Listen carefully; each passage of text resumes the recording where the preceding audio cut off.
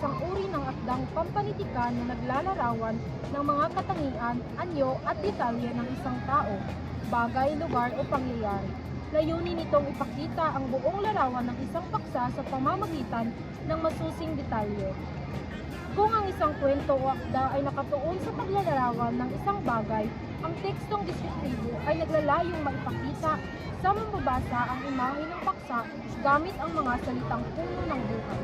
Halimbawa, sa paglalarawan ng isang tanawin, madalas ay isinasaad ang kulay ng langit, ang amoy ng hangin at ang tunog ng kalikasan upang magbigay ng malalim na karanasan sa mambabasa. May mga katangian ng tekstong deskriptibo na nagpapalakas ng bisa nito.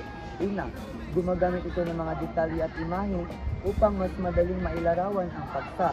Kung isa sa larawan ng isang lugar, hindi lang basta maganda kung ilalarawan mo ang bawat detalye, ang kulay ng mga halaman, ang amoy ng lupa at tunog ng mga ibon.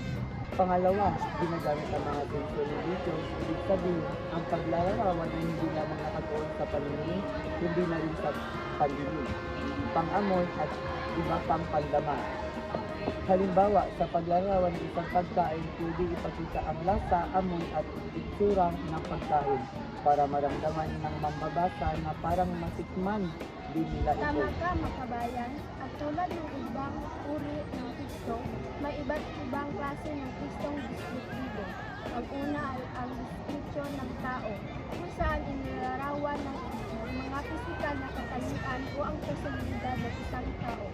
Pwedeng magsimula sa isang maitim pisikal na description. Si Lisa ay may mahabang buhok at malalim na mata. Pangalawa, may description ng bagay na karaniwang tumutukoy sa anyo, kulay at iba pang katangian ng mga bagay. Halimbawa, ang isang lumang libro ay may pabalat na kupas at mga pakina ay amoy lupa. Pangatlo, ang description ng lugar, kung saan binibigyan tayo ng ideya kung paano mukhang isang partikular na lugar. Pwedeng inilarawan ng kalikasan, mga design, o kahit ang kapaligiran ng isang bayan. At huli, ang description ng pangyayari. Ito tumutukoy sa mga nangyaring kaganapan at kung ano ito naganap. Mahalaga rin na malaman natin kung paano magsulat ng tekstong deskriptibo. Una, magtuon tayo sa paggamit ng mga tiyak na detalye. Kung gusto nating maging buhay ang ating paglalarawan, hindi sapat na sabihin ang tanawin ay maganda. Ilarawan natin ang bawat aspeto ng tanawin, ang mga bundok, ilog, at ang mga ulap na bumabalot dito. Pangalawa, ang paggamit ng wika. Ang salitang ginagamit ay nagpapahayag ng mga emosyon at isipan na naglalarawan.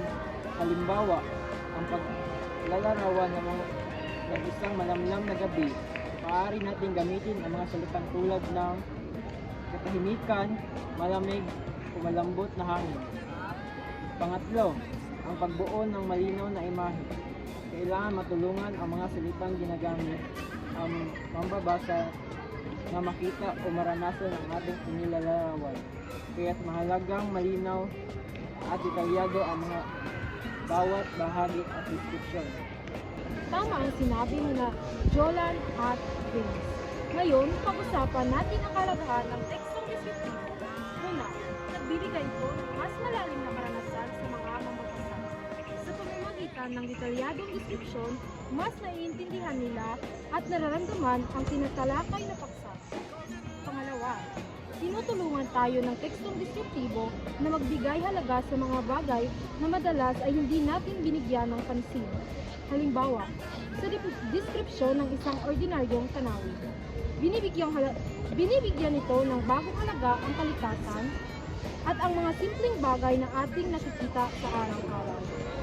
Sa pangkalahatan, ang tekstong deskriptibo ay isang makapangyarihang paraan ng pagpapahayag na ginagamit hindi lamang sa literatura, kundi pati na rin sa ating pang-araw-araw na buhay. At iyan po ang ating naging talakayan tungkol sa tekstong deskriptibo.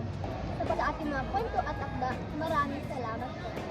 And tell me what you gonna do.